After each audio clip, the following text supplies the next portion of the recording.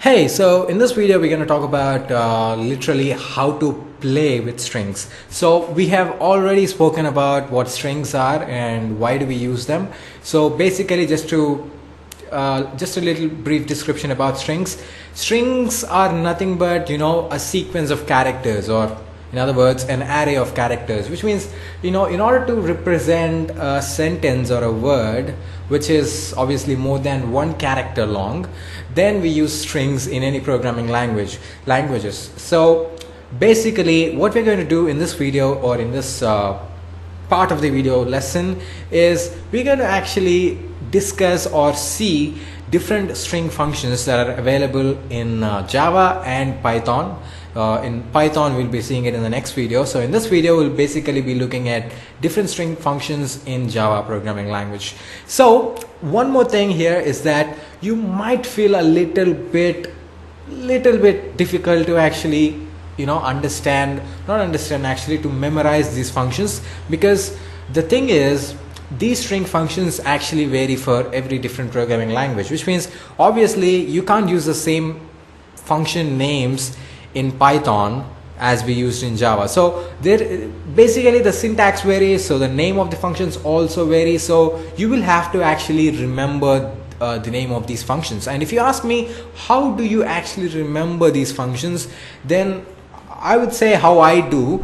It's because I actually, when I got used to writing more code, when I got used to using more functions, more string functions like this which are predefined, you automatically remember them. And yeah, that's basically the way to remember these string functions, to remember the names of these functions. You just gotta keep practicing and you will automatically remember these.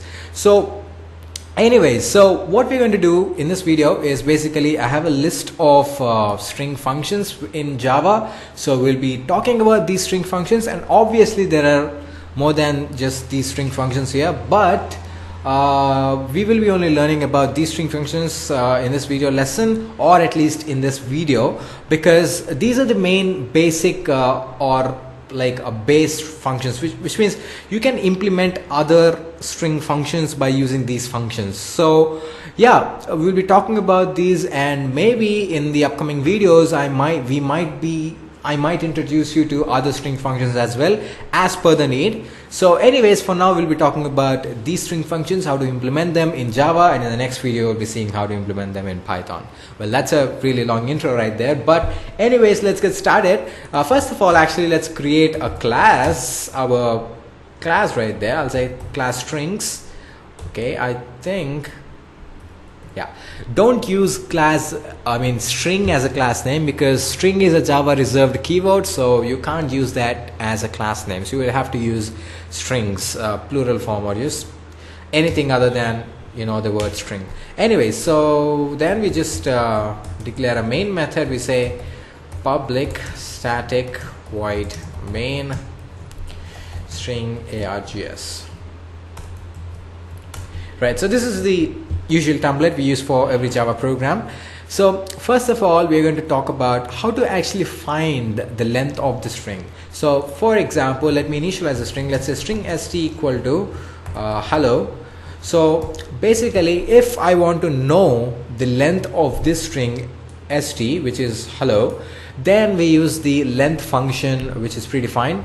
So basically what you do is you say the string dot, or the string variable name dot the length function. So basically I'll just print it out, system, or let's say obviously when I say length, what would be the data type of it? It's basically a number. When we are saying length of a string, it's basically the number of characters in that string, right? So basically it's going to be an integer data type, right? So I'll just say int L stands for length, so you can give any variable name you want. I'll say int L equal to the string, which is st here, dot length.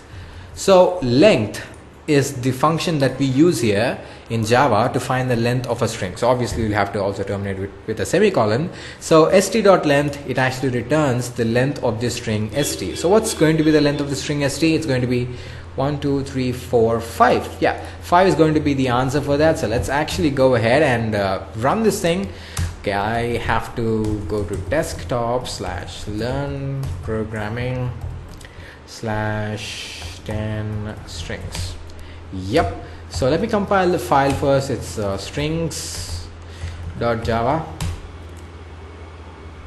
Compilation done. Let me execute it. It's a Java strings, and actually there's no output shown because we are not actually printing anything to the output. So let's print it out first. So I'll say system out println, and I'll say length is, and I'll append the variable L to it.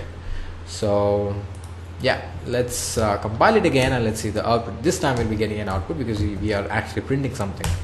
So there you go. It says length is 5 because obviously the length of the string hello is 5. So that's how you find the length of a string. You use the .length function. So basically, if you ask me what exactly is meant by this length followed by open and closed parentheses, well, I already told this to you, but I'm repeating it again. Whenever you find the open and closed parentheses like this, it specifies that particular thing right there is actually a function. In this case, length is actually a function right here. And in which class is this function defined? It is defined in the string class of Java. So basically, this is a predefined function that is pre-written in Java programming language, which will allow the programmers to actually calculate or find the length of any particular string, right? Alright, so now we'll talk about the second function, which is character @. So basically char stands for character and @, so it's basically character @. So what this function does is it basically is used to find what particular character is present at a particular position of the string. For example, if you consider the string hello, which we have here, so what if I want to know what is the particular character that is present at the third position of the string? What is the character present at the third position? Again, it's hello, which means L is the character that's present at the third position. So I can use this function character @ to find the character which is present at any particular given position in a particular string, right? So if you think about the data type, the written data type of this function, think about it, what would it be? Well, I've just told you that this function actually returns the character which is present at a particular index or a position that we give as an input, right? So basically the written data type is going to be a character, right? So let's actually do it. Sorry for that. Let's actually do it. Let's say character ch equal to st.character @ of, I want to find out the character which is at the let's say I want to find out the character which is at the second position, right? I'll say character at 2, not 3, 2, and I'll just print out system.out.println character at second position is, sorry, I'll just print out ch right there. Now perfect. So once again, what we just did here is we are using this character @ function and we are passing 2 as an argument to this function. So basically what this 2 indicates is we want to know what is the character present at the second position, so we are passing 2. What if we want to know what's the character that is indicated or that exists in the 5th position? In that case, we'll be passing 5 instead of 2 right there. I hope you get the idea, right? So anyways, we'll just go ahead and compile this Java C strings.java and then Java strings. So it says the character at second position is L, right? But if you just come back to the string, what is the character actually that is present at the second position? It's H at the first position and E at the second position. But right here it says that the second position character is L and not E. Why is that? Because in Java or in basically any programming language, the position number, or we call it index in programming, not the position, we call it index number. So the index number starts from 0, which means if you consider this string right here, H is said to be in the index number 0, E is said to be in the index number 1, L is said to be in the index number 2, and this L is said to be in the index number 3, and this L is said to be in the index number 4. So this is not actually in the second index number. E is not actually in the second index number, but it is actually in the first index number, because we start counting from 0 and not from 1. I hope you get the idea, right? So if I change this to 1, in that case it will print out 1, because the character at the first index is E right here. So let's compile that and let's see the output. So it's going to say the position, the second position is E, right? And what if you actually change it, this thing to 0, right? In that case, let's say 0th index. So in this case, what would be the output? The character at the 0th index is H, so it's going to be printing out H. We all know that, right? So Java strings, the character at 0th index is H. So hope you get the idea. We start counting from 0 and not from 1, and it's basically the same for any programming language, and you will have to keep this in mind, right? So you have to actually count from 0 and not from 1 when you're writing code. So we have also done the second function, which is the character add function, and the third function we have in our list is index of. So basically what we use this function for is to find out at which particular position a particular character is present. It's basically the opposite of the character add function, of the char add function, because in the char add function what we did is we passed an integer value as an input to the function, and we are getting the character which is present at that particular index value, right? But here in the index of function, we are going to pass the particular character as an input or as an argument to the function, and we are going to get the index number of that particular character in that particular string, right? So it's basically the opposite of character add. So let's take the same string again. It is hello. So here I will say once again, if you think about the written data type of index of, it's going to give us the index number, right? So what is meant by an index number? Well, it's basically an integer data type value. It's a number, right? So we will have to use an integer data type value. So let's say int position, or let's say int ind, which stands for index. So int ind equal to st dot index of, and we have to actually pass a character as the argument to this function. So if you pass the character let's say E right there, we are going to get the position of the E. So I'll say here, I'll say index of E is, and I'll print out ind, right? So let's actually go ahead and compile this and run this. Java C strings.java and then Java strings. So it says the index of E is 1 because E is actually situated in the first index. But what if you pass a character which doesn't exist in the string? In the string hello, we can see that the character A is not existing, right? So there's no A in hello. So what if I pass A as an input right there, right? So what would happen? Let's actually test this out. Let's say Java C strings.java and let's say Java strings. It says the index is -1. So what can you make of it? Well, basically if you pass a character which doesn't exist in that particular given string, it means that the return value of this index of function will be -1. So basically if you pass any character which doesn't exist in this string over here, we are going to get -1 as the output, right? So that's the thing.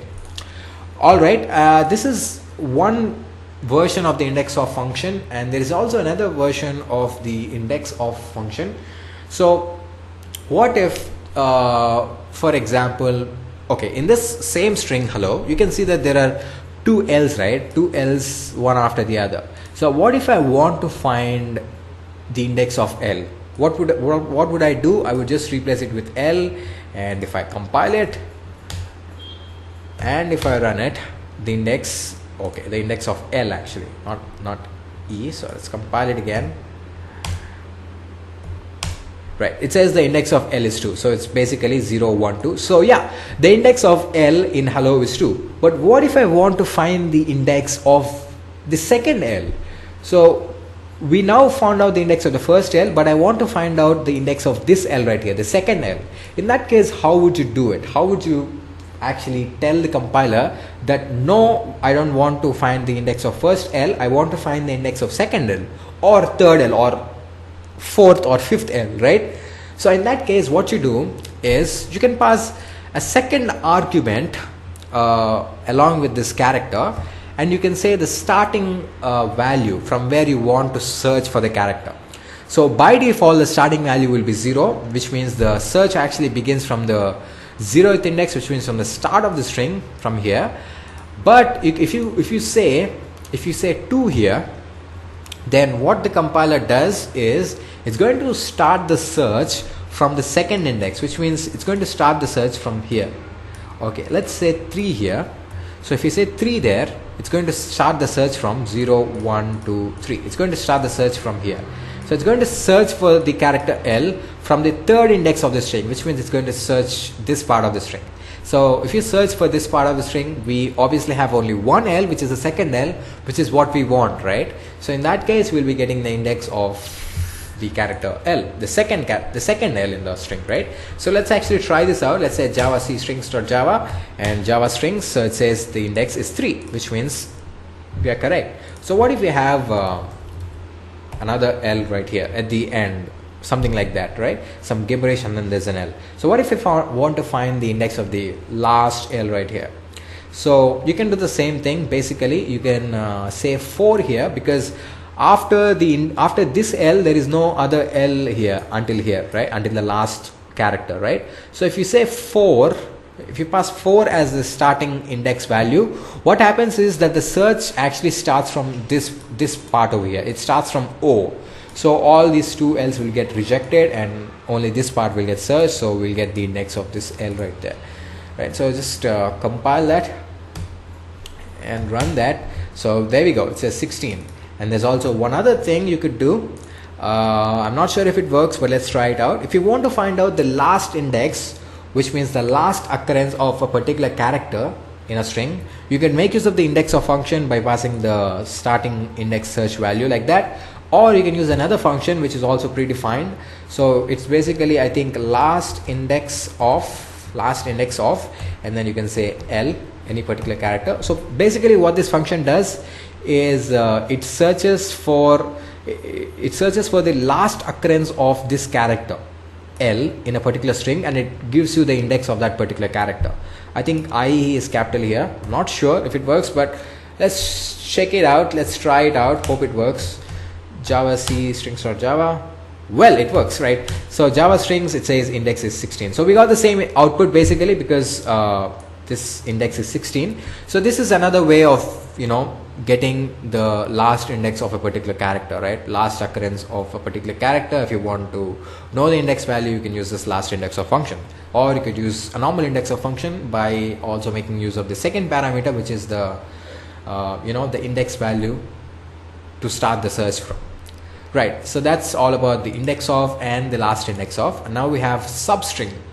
Well, this is a really interesting string function, and it's also used a lot. I love this function because I use this a lot, and it's a really useful function. So basically what substring means is, if you want to extract a part of the string, right? If you want to extract a part of the string, let's change the string actually. Let's change this to hello world. So hello world is a string here. What if you want to extract a part of the string? What if you want to get only world? You want to reject hello and you want to extract world from this hello world string, right? What you do is you use the substring function, right?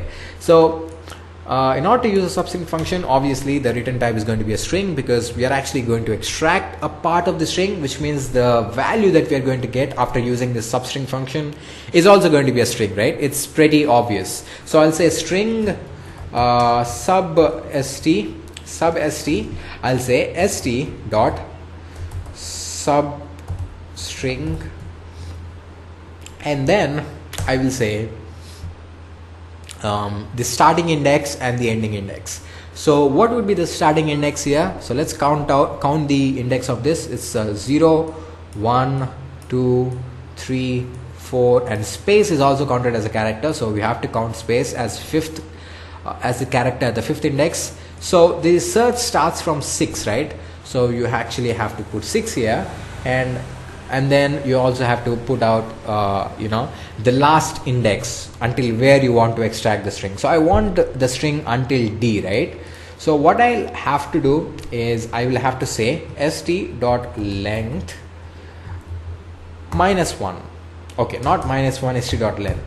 So what happens, what I basically did here is I'm actually extracting the string from the 6th index, which means it starts from W right here, and then I want the string until st.length. What would be the st.length? Which it will basically be the length of this whole string.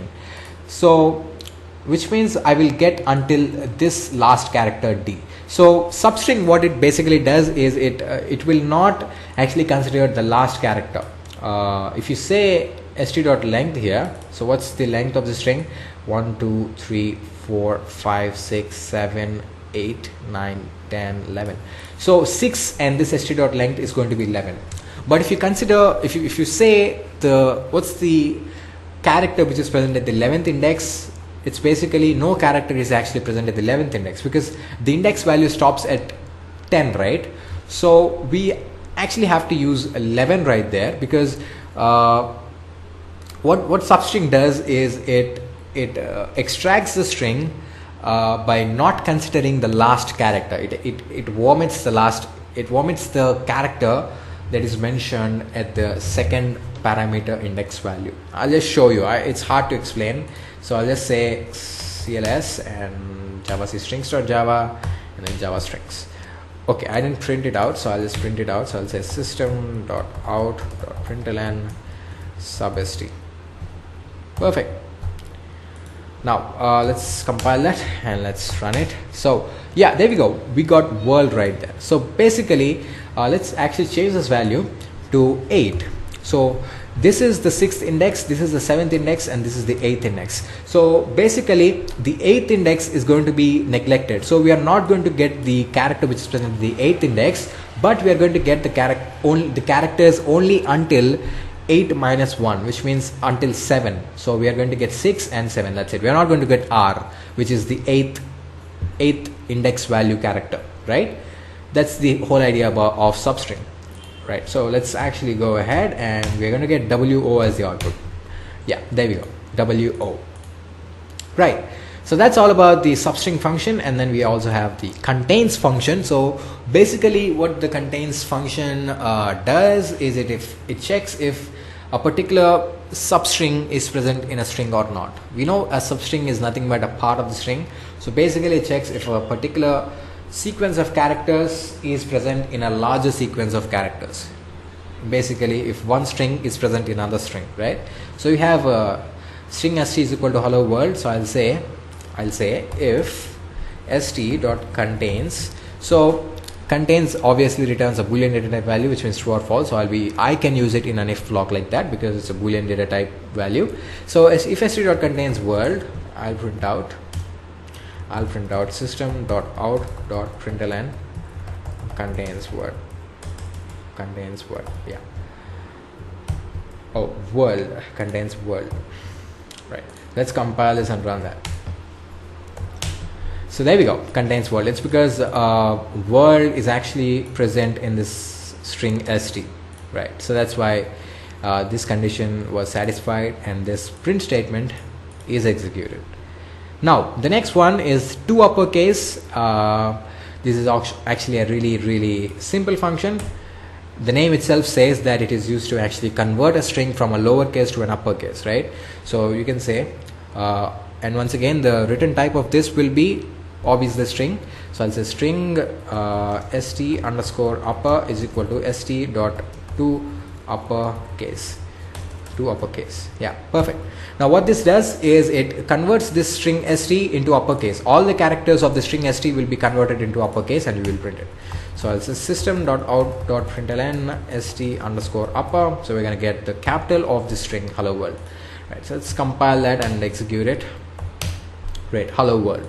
And in the same way you have also two lowercase. So basically it converts all the characters in a string to lowercase. So let's replace two uppercase to two lowercase, and let's say this is st underscore lower and this is st underscore lower. Sorry, I said loser there. anyways, lower. So let's compile this. This time we're gonna get all the characters as lowercase letters. Right, so that's about 2 uppercase and 2 lowercase. And the last one we'll be talking about is trim. So basically trim is used to cut off any spaces that may exist before or at the end of the string. So for example, let's say in this string I put a lot of like, you know, spaces right there. So there are some spaces, and here the string starts, here it ends, and after it ends also there are lots of spaces. So if you want to eliminate these spaces, you can use the trim function. So you can say st.trim, and obviously the return type is also going to be a string, because it's going to basically give you a string with the spaces removed, basically, right? So I'll say st underscore trimmed is equal to st.trim, and I'll print out st underscore trimmed. Sorry, that's yeah. So let's compile this and run that. Yeah, so there you go. You can see that all the spaces are removed. And one thing to notice here is that this trim function will not remove the spaces which may exist in between the string.